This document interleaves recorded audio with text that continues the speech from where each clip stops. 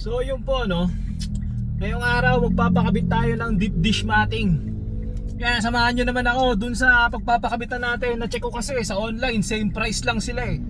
Tapos baka pag sila yung nagkabit talagang pinong-pino kumbaga no. Baka maganda talaga yung pagkakakabit. Tsaka sure pa ako pwede ako magreklamo kapag hindi maganda yung material na ginamit nila, di ba?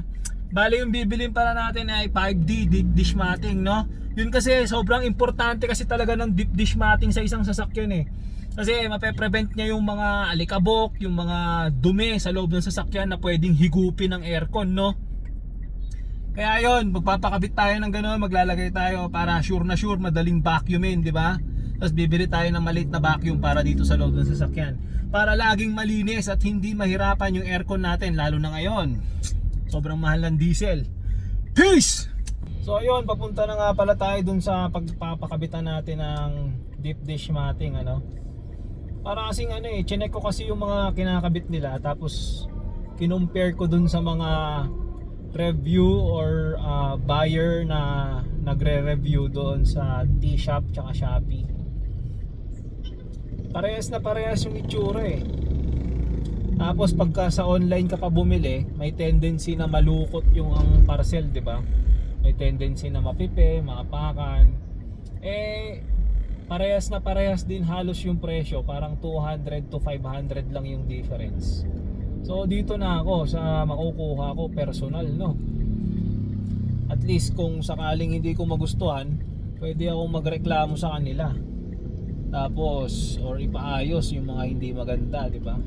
Kung pa-change item tayo, halimbawa sobrang bad nung item talaga, sinlukot-lukot, pwede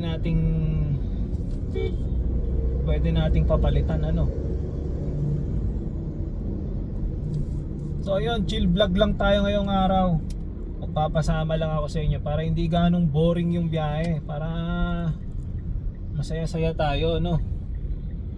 Boring kasi pagka hindi ka nagsasalita sa biyahe.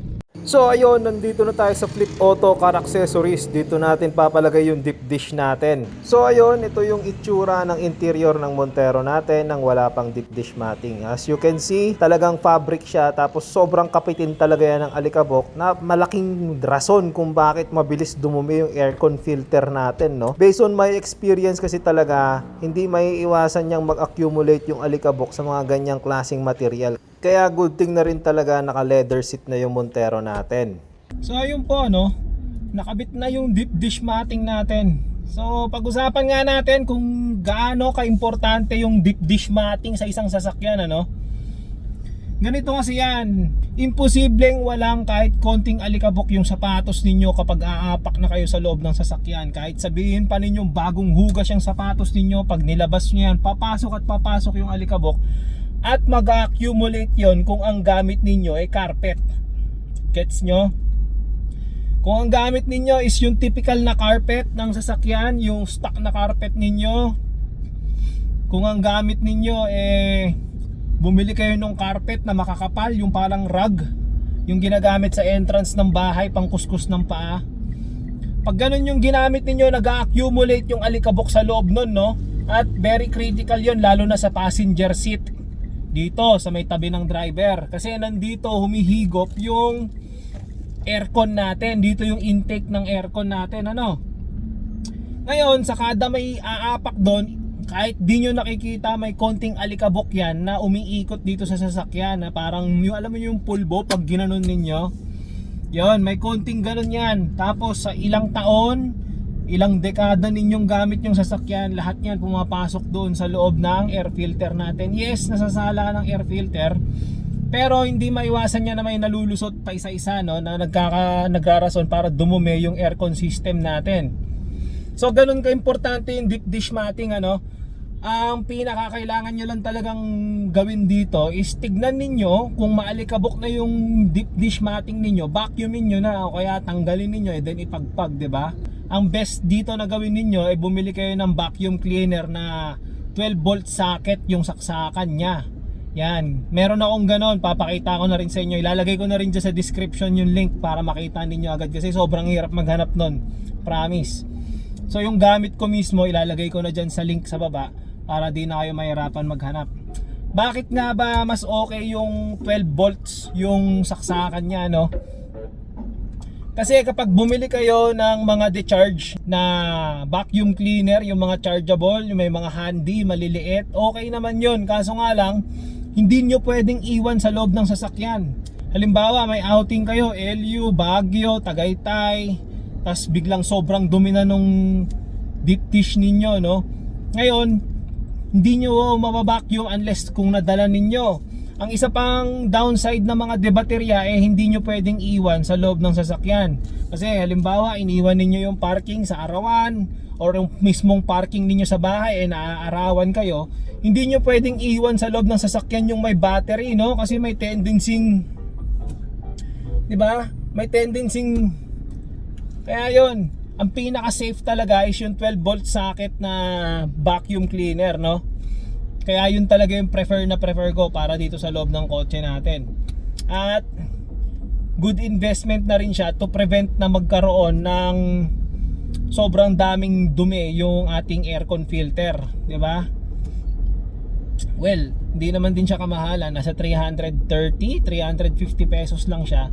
Barya na lang yun para sa may mga sasakyan, ano? Lalo na yung mga bago yung sasakyan, imposibleng wala kayong 350 pesos, 'di ba?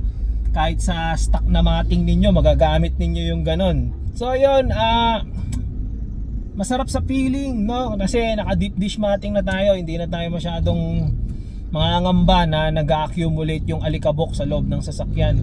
Mas ano rin to, in the long run, mababawi din naman natin yung expenses nito. May kamahalan nga lang. Pero chinek ko, no, dito kasi ako bumili, yan, yung pinapakita ngayon dyan sa screen. Yung price ng deep dish mating nila, halos parehas na parehas din sa online, no? Parehas na parehas din, 5D deep dish mating. Para sa akin, sulit na sulit din yung bayad sa kanila, as in, parang panalong-panalo ka na talaga. Kaya nag-decide na lang din ako na dyan na kumuha sa kanila. Wala ka nang iisipin, kakabit na lang nila. Actually, kahit naman ikaw mismo kaya mo ikabit yun eh. Kung gusto mong bumili online, okay lang din naman, walang problema yun. May masisave ka, mga bali 500 pesos, wala namang problema. Kung kayang-kaya naman, DIY sa totoo lang. Para ka lang nagkakabit ng normal na mating, ganun lang siya. So ayun, nakabit na yung deep dish mating natin. So far, sobrang ganda. Pantay na pantay talaga. Good item na good item lahat. Plain na plain, flat na flat, wala siyang tupi. Okay na. Yung isa ang kinaka-worry ko kasi pagka bumili online, yung packaging kasi nila, no? Possible na matupi talaga yung deep dish mating. Unlike dito sa kinakabit nila, nakalatag ng maayos dun sa storage nila, kaya flat na flat din kapag kinabit na dito sa sasakyan natin, no? Kaya yan, suggestion ko, dito kayo kumuha. Sobrang ganda ng mga items nila dito, palong-palo. Wala akong masasabi, sa totoo lang. Sobrang sulit yung dagdag biyahe na nangyari. Kita nyo naman, no? Dikit na dikit, flat na flat. Yan, sana ganyan din pag nakakuha kayo. Tapos, nagpadagdag na din pala ako ng side step seal. Para sa akin kasi importante to lalo pagka hindi ganong sanay yung sasakay sa sasakyan ninyo. Malaki yung chance na talagang masipa nila yung white na part na nandyan no? Kung walang side step seal. Kaya, prevention is better than cure. Nagpalagay na lang tayo ng side step seal para hindi na talaga magasgas yan. Although, medyo napapangitan ako dun sa may nakalagay na Montero, no, sa side step seal. Plano ko, sticker ko talaga yan para medyo maging plain black lang talaga siya or possible red. So yun guys, hanggang dito na lang muna yung video natin tungkol sa deep dish mating. Sana magpalagay din kayo kung wala pa kayong deep dish mating kasi napaka-importante talaga nun. At sana ride safe tayo palagi at sana bumaba na ang gasolina at diesel. Like, follow, subscribe, share sa lahat ng tropa ninyo. Peace!